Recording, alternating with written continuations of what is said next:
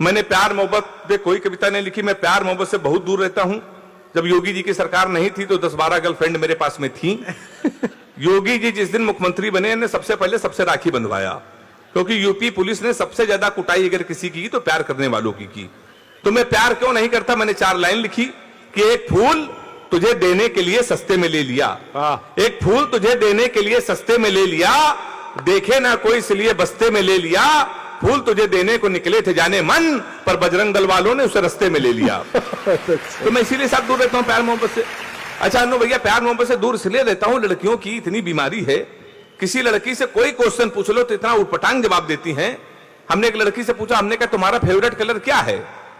तो हमसे कहने लगी स्टूपिड कहीं के, कोई मैच्योर क्वेश्चन नहीं पूछ सकते। तो हमने पूछा, हमने कहा 0.8 मिलीलीटर सल्फ्यूरिक एसिड को न्यूट्राइज करने के लिए कितने मोल बाइकार्बोनेट की जरूरत पड़ेगी? तब उसने बताया हमारा फेवरेट कलर पिंक है। ताली जोरदार बजाइए एक बार आप। अच्छे। तो मैं इसी चक्कर में साहब प्यार मोहब्बत से बहुत दूर रहता हूं।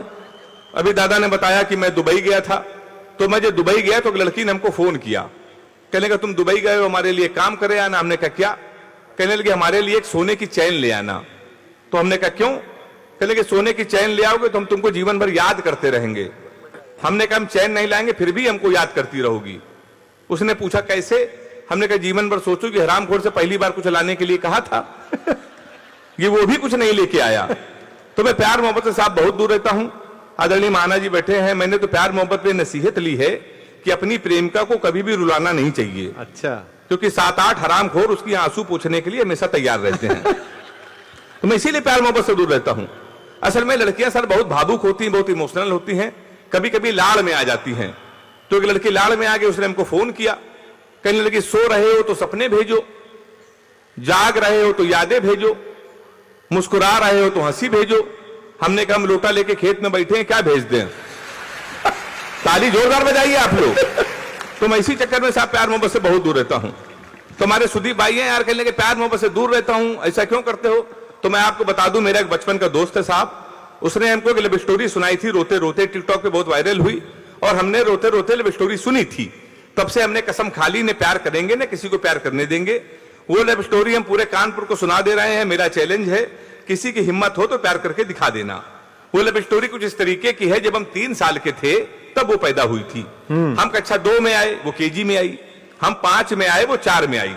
हम हाई स्कूल में आए, वो 9th में आई। हम इंटर में आए, वो फर्स्ट ईयर में आई। फिर हम एसएससी की तैयारी करने लगे।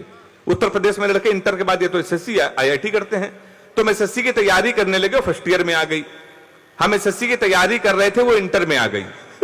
हम एसएससी की तैयारी कर रहे थे, वो बीए में आ गई। हम एसएससी की तैयारी कर रहे थे, वो एमए में आ गई। हम एसएससी की तैयारी कर रहे थे, उसने बीएड कर लिया। हम एसएससी की तैयारी कर रहे थे, उसने एमएड कर लिया। हम एसएससी की तैयारी कर रहे थे, उसने एमफिल कर ली। हम एसएससी की तैयारी कर रहे थे, उसने पीएचडी कर ली। हम एसएससी की तैयारी कर रहे थे, प्रोफेसर बन गई। शनिवार को उसकी शादी, इतवार को हमारा एसएससी का पेपर है। तो अब हिम्मत हो तो प्यार करके दिखा देना। तो साहब इसीलिए हम लोग प्यार यार कभी नहीं करते हैं, प्यार हम लोग कभी कर ही नहीं सकते हैं। हम लोगों को सीरियस नहीं लेता, हम लोगों की शादी बहुत मुश्किल में होती है। और हमारे तमाम रिश्ते जब नहीं हुए थे तो इसलिए लौट गए कि महाज से कभी एक रिश्ता हमारे आया तो लड़की की माँ ने हमारी माँ से पूछा लड़का क्या करता है? तो हमारी माँ ने कहा कवि है। बोले उनके पिताजी क्या करते हैं? बोले वो भी कवि। बोले उनके पिताजी? बोले वो भी कवि। बोली क्या घर में कोई इंसान नहीं है? रिश्ता लौट गया। 1 महीने बाद फिर एक रिश्ता आया, फिर लड़की की माँ ने पूछा लड़का क्या करता? तो हमारी माँ ने कहा कवि। उन्होंने शादी मंजूर। अच्छा कवि के नाम से कई रिश्ते लौट गए, तो हमारी माँ ने कहा मंजूर क्यों? वो बोली जोड़ी बहुत अच्छी रहेगी, आपका लड़का कवि है, हमारी लड़की पागल है। तो हमारी शादी लौट गई। फिर लखनऊ में हमारी एक दिन शादी तय हो गई। तो पिताजी ने कहा बेटा ऐसा है, सुबह 11 बजे तैयार हो जाना, होने वाली लड़की को देखने चलना है, शादी फाइनल। हम 11 बजे नहा धो के सूट वूट पहन के तैयार। 11:15 बजे पिताजी का फोन आया, कहने लगा बेटा ऐसा है, हमको ऑफिस में काम आ गया है, तुम अकेले जाओ और अपनी पत्नी को पसंद करो, शादी फाइनल। पर एक बात याद रखना, ब्राह्मण घर में पैदा हुए हो, ये घर की परंपरा है, पहली बार किसी के घर जाते हैं तो खाली हाथ नहीं जाते हैं, कुछ लेके जाते, तुम भी कुछ लेके चले जाना। हम कानपुर के हम कट्टा लेके चले गए। फिर 2.5 साल बाद जमानत हुई हमारी, तो जमानत के बाद भी रिश्ते हमारे आए। फिर एक दिन हमारी शादी हो गई, बिल्कुल सच्ची घटना है। उस दिन भारत और पाकिस्तान का सेमीफाइनल मैच था और हमारी शादी थी। तो उन्हें पिताजी से कहा पूरा हिंदुस्तान मैच देख रहा, हमारी आप शादी कर रहे हो? नहीं माने, कर दी। भारत और पाकिस्तान का सेमीफाइनल मैच, हमारी शादी। हमारे कुछ कानपुर के दोस्त हमारी बारात में डांस कर रहे थे, कान में मोबाइल लगा के भारत पाकिस्तान सेमीफाइनल मैच की कमेंट्री भी सुन रहे थे।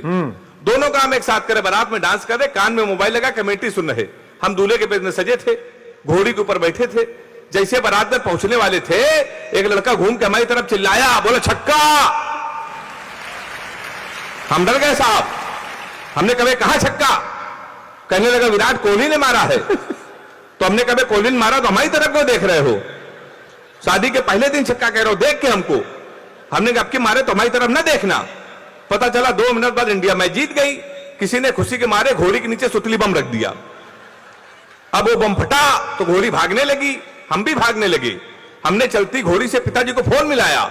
हमसे बोले कहां हो बेटा? हमने कहा पिताजी भाग रहे हैं। बोले किसके साथ?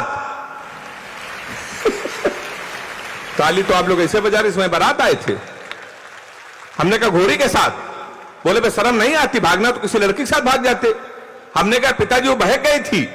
कहने लगे आज घोड़ी बहकी है, कल को गधी बहकी तो उसके साथ भाग जाओगे। उन्होंने वैसा मोबाइल बंद कर लिया। 1 हफ्ते लगातार हम भागते रहे।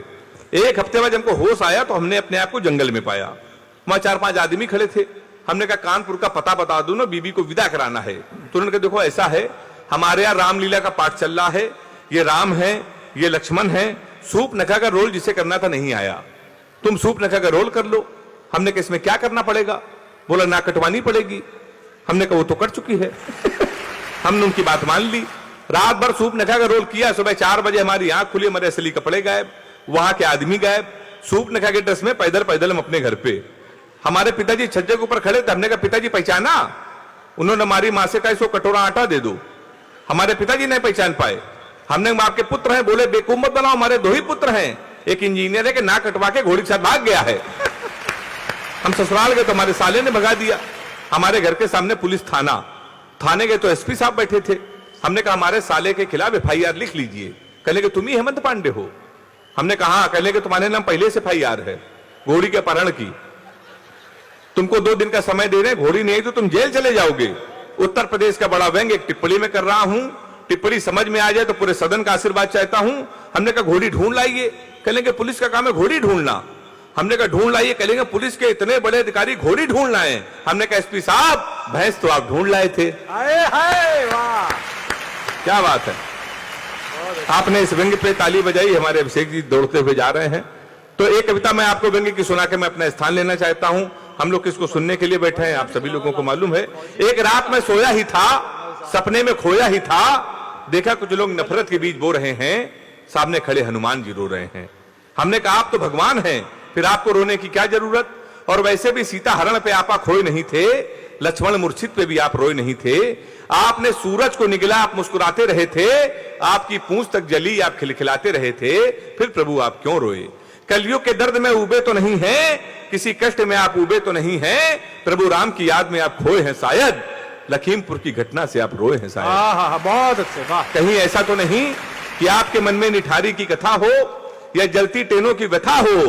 प्रभु बोले तेरी बात सही है, मेरे रोने का कारण यही है, आज हर इंसान हिंसा के दौर में पल रहा है, मेरी तो केवल पूंछ जली थी, आज हिंदुस्तान जल रहा है। वाह, मेरी तो केवल पूंछ जली थी, आज हिंदुस्तान जल रहा है। और वैसे भी चुनाव का मौसम आ गया है, कुछ नेता हमारे मंदिरों में आएंगे, हमारी झूठी कस्में खाएंगे।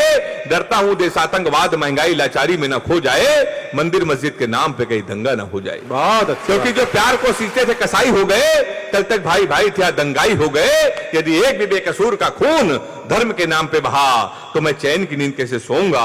अभी तक तेरे सपने में रोया था, फिर हकीकत में रोऊंगा, फिर हकीकत में रोऊंगा। बहुत अच्छे, बहुत अच्छे, जीते रहिए। वाह वाह।